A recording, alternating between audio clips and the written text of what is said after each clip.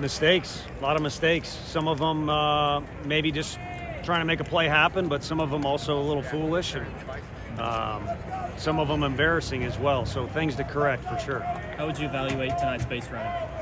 I don't know. I'm not sure what was going on that last play. Other than that, I don't know what comes to mind. I think Jazzy tried to make a hustle play going to second, and that wasn't the thing to do with the netting that's behind you as we talk here now. But like I said, I don't know what was going on that play in particular. You got a veteran, but a kid trying real hard. So, but obviously not the right thing to do. Those are the two that stick out to me.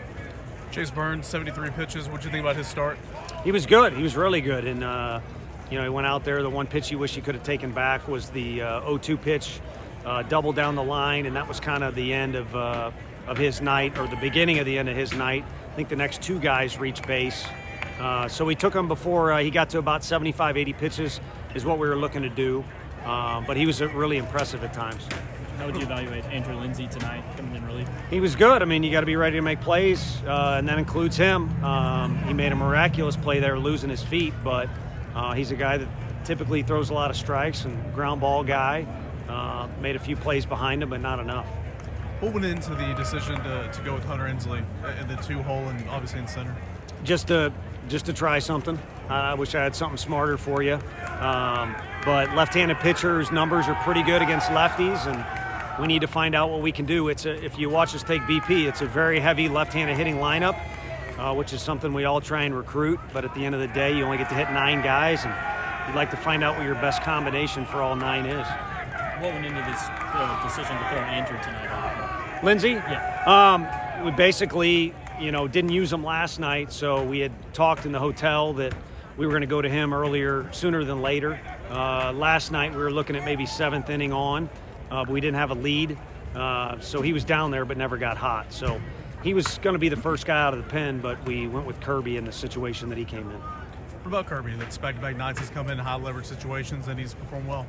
Yeah, I mean, he kind of tricked him there with a 3-0 count and came back with 3 really good pitches, but whatever it takes to get an out in a crucial situation, and good team leader, great kid to have around, but also Mr. Reliable on the mound.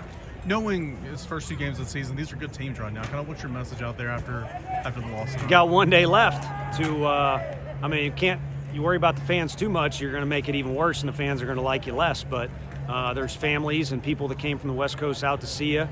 We came here for good reason. It's a great tournament, great venues, and good competition.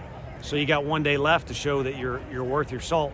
But also maybe a theme they better get used to. I mean, good pitching means close games. So if we play defense behind our guys, I think we'll be in every game. But we're going to have to find ways maybe to win games in different style than we did last year. Cal Stark went yard tonight, first one of the season, and got to start as a designated hitter. Kind of what can you say about him? Yeah, he's been good for us since he's been on campus. After being at a junior college for a couple of years, he gets to return home, and I know it means a lot to him to wear a Vol uniform, and I think he's fully capable behind the plate, but it's nice knowing he's good with the bat as well. Mentioned it a little earlier, just about the environment tonight. Big crowd, a lot of noise. Yeah, I mean, SEC environment, regional type environment. Got to make it to Hoover. You could put it in that category. But I've been here before. It's a great campus. It's a rowdy school.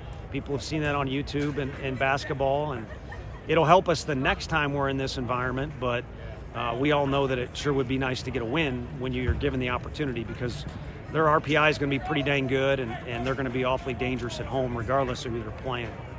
Sometimes it's just baseball, but kind of struggle with runners on tonight. What was the message throughout the game to maybe try to get those guys to break through? I think guys got big in certain situations with their swings, and you got a crafty lefty out there. You're kind of playing into his hands. But more than anything, our guys just need to stay in their swing. You saw some guys kind of running at the ball at times. Even Booker, he made the adjustment with 2 strikes and laced one, but a little out of control the pitches before. So that, the most recent example, so that sticks out in my head.